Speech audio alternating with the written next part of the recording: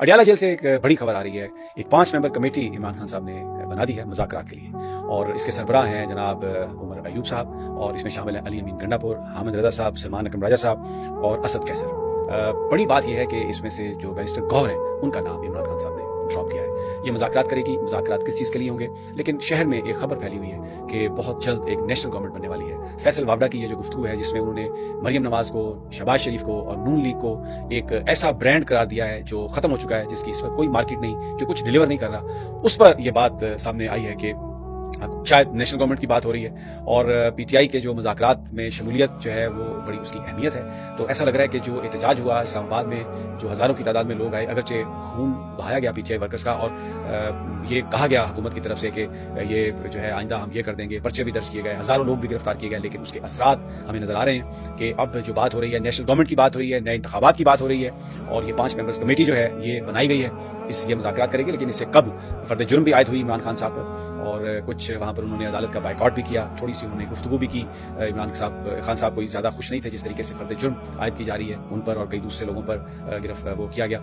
अब देखें, पीटीआई जो है उन्होंने मुज़ाकराती कमेटी बनाई, जो उमर अयूब है उसके सरबराह बनाए, लेकिन अडियाला जेल के बाहर से पुलिस ने उन्हें गिरफ्तार कर लिया। और इसका मतलब यह है कि हुकूमत परेशान है, हुकूमत नहीं चाहती मुज़ाकरात हो, और उनको अडियाला जेल में, अडियाला चौकी में बंद किया गया। रिपोर्टेडली राजा बिशारत को भी गिरफ्तार किया गया। पिंडी के 3-4 SHO जो हैं थानों के, वो वहां पर मौजूद थे। ये नहीं बताया गया कि क्या जुर्म है, क्यों उन्हें गिरफ्तार किया गया। हालांकि ये एक संगीन खिलाफवर्जी है, क्योंकि पेशावर हाई कोर्ट ने ओमनीबस पिटीशन भी दी हुई है, और इसके अलावा उनकी ट्रांजिट बेल भी है। ओमनीबस जो बेल है उसके मुताबिक 3 हफ्ते तक उन्हें किसी भी मुकदमे में गिरफ्तारी से पेशावर हाई कोर्ट ने रोका हुआ है। तो समथिंग बिग इज कमिंग। हुकूमत घबराई हुई है, हुकूमत परेशान है। वज़रा बिल्कुल पंजाबी में जैसे कहते हैं ना, गुआचियां गामा, इस तरह फिर रहे हैं, और टीवी टॉक शोज में भी बड़े घबराए से नजर आ रहे हैं। लग ऐसा रहा है कि something big is coming.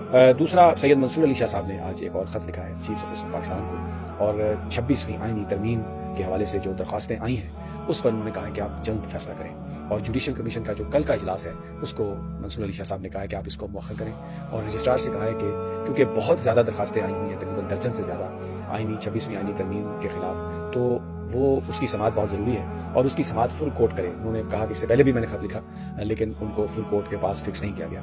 Mansoor Ali Shah साहब ने बताया कि आर्टिकल 191 जो है उसके तहत जो रेगुलर बेंचेस हैं वो आईनी मामलात नहीं सुन सकते, लेकिन 191 जो फुल कोर्ट है सुप्रीम कोर्ट, उसको आईनी जो मामलात हैं उनको सुनने से वो नहीं रोकता। तो इसलिए ये मामला बहुत अहम है। अब जो 26वीं आईनी तरमीम है उसके खिलाफ भी फैसला आ सकता है, उसके हक में भी फैसला आ सकता है। तो अगर फैसला खिलाफ आ गया 26वीं आईनी तरमीम के, तो जो सारे जो केसेस उसके तहत सुने जा रहे हैं, जो बेंचेस बनाए जा रहे हैं, वो सब खत्म हो जाएंगे।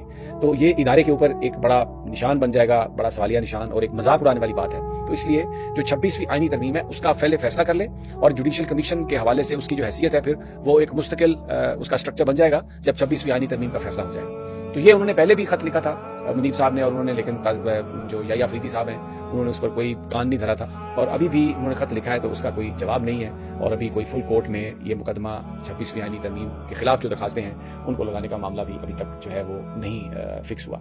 तो ये एक संगीन सूरत हाल है। दूसरी जानिब हमारे पास ये इत्तलात है कि बरतानिया ने एक हुकूमत पाकिस्तान को एक खत लिखा है, जिसमें उन्होंने इस्लामाबाद में जो पीटीआई मुजाहिरीन पर जो फायरिंग हुई है, और जिस तरीके से वहाँ पे कत्ल वारत हुई है, और जिस तरीके से लोग मिसिंग हैं, गिरफ्तारियां हुई हैं, उस पर तशवीश का इजहार किया है। और इस खत के मुंदरजात के मुताबिक जमहूरियत में जो अपोजिशन का एहतजाज है उसकी एक बड़ी हैसियत होती है, और पुरअमन एहतजाज या निहत्ते लोगों पर रियासत की जानिब से, हुकूमत की जानिब से गोलियां चलाना ये मुनासिब नहीं है।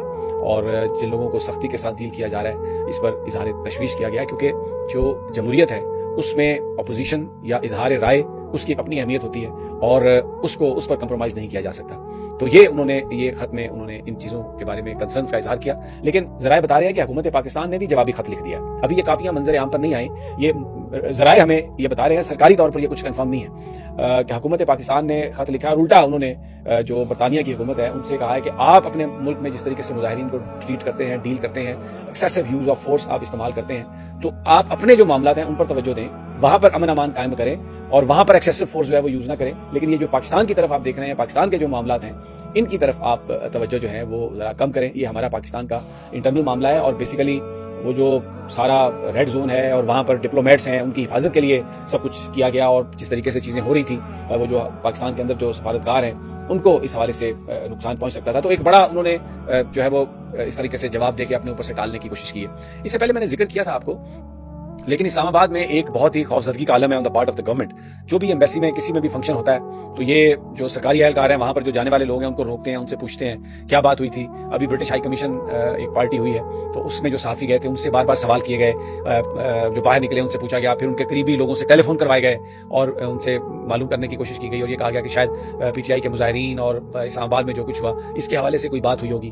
تو ایک پریشانی اور گھبراہٹ ہمیں نظر آ رہی ہے on the part of the government, کیونکہ اسلام آباد میں جو کچھ ہوا اگرچہ حکومت نے اس کو چھپانے کی کوشش کی ہے, لیکن جو رپورٹس ہیں اب بہت سارے جو لوگ ہیں وہ یہ کہہ رہے ہیں کہ ان کے پیارے مسنگ ہیں. چھوٹی چھوٹی جگہوں سے لوگ آ رہے ہیں, کے پی کے سے بہت زیادہ یہ اس طرح کی چیزیں آ رہی ہیں کہ لوگ جو مظاہرے میں شرکت کے لیے آئے وہ گھروں کو واپس نہیں گئے. اور پہلے تو یہ تاثر تھا کہ شاید وہ گرفتار ہو گئے ہیں, لیکن اب لوگ مختلف تھانوں میں جا رہے ہیں اور وہاں پر معلوم کر رہے ہیں. تو جہاں پر ان کو اپنے قریبی جو لوگ ہیں, اپنے جو لوڈ ونز ہیں, جب ان کی کوئی اطلاع نہیں ملتی تو پھر یہ خدشات جو ہیں یہ بڑھتے جا رہے ہیں کہ شاید وہ اس احتجاج میں خدا نہ خواستہ کہیں ان کی ہلاکت نہ ہو گئی ہو. اور پھر جس طریقے سے یہ وائڈلی بلیو کیا جا رہا ہے کہ بہت ساری جو باڈیز ہیں وہ ٹھکانے لگا دی گئی ہیں, تو کہیں ایسا نہ ہوا ہو. یہ خدشات ہیں, یہ فیئرز ہیں, گورنمنٹ اس کو ڈینائی کرتی ہے, لیکن لوگوں میں یہ خدشات موجود ہیں.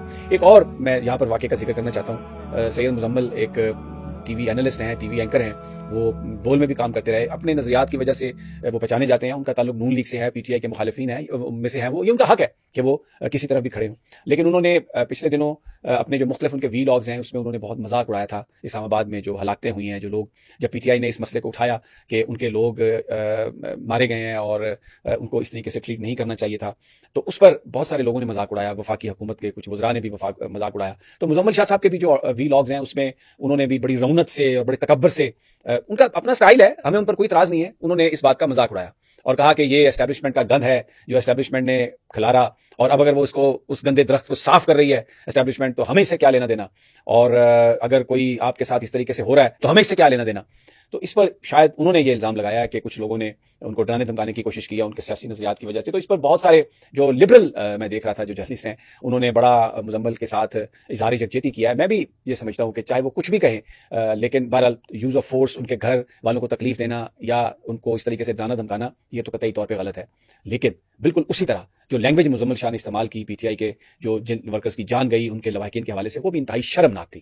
اور میں سمجھتا ہوں کہ مزمل کو اس بات کی معافی مانگنی چاہیے کہ اس نے یہ جو ورڈز مرے ہوئے لوگوں کے لیے استعمال کیے. اور دوسری جانب جن لوگوں نے ان کے گھر والوں کو ڈرانے دھمکانے کی کوشش کی ان کو بھی, چاہے ان کا تعلق کسی جماعت سے بھی ہے, شدید سخت سزا دینی چاہیے. کیونکہ یہاں پر ہمارے ہاں ضرورت ہے اس بات کی کہ جو ایک بہت زیادہ تلخی ہے اس کو نیچے لایا جائے, لیکن جہاں پر ہلاکتیں ہوئی ہوں معصوم لوگوں کی, نہتے پولیٹیکل ورکرز کی, ان کا مذاق اڑانا, ان کے بارے میں کہنا کہ یہ گند تھا اور اسٹیبلشمنٹ اس کو صاف کر رہی ہے, اس سے زیادہ شرمناک بات نہیں ہو سکتی. مزمل صاحب, میں بالکل آپ کے منہ پر یہ بات کہتا ہوں کہ آپ نے جو کی وہ آپ نے مغلظات بکی ہیں آپ نے, اور لیکن یہ جسٹیفیکیشن نہیں ہے کہ کوئی آ کے آپ کے گھر والوں کو ڈرائے یا آپ کو ڈرائے. لیکن آپ نے جو کام کیا انتہائی انڈیسنٹ کام, انتہائی گھٹیا کام, اس کی جتنی بھی مذمت کی جائے وہ کم ہے. اور جو لوگ جنہوں نے آ کے آپ کو دھمکانے کی کوشش کیا ان کی بھی مذمت کرتے ہیں. بہرحال یہ اب تک کی صورتحال, انشاءاللہ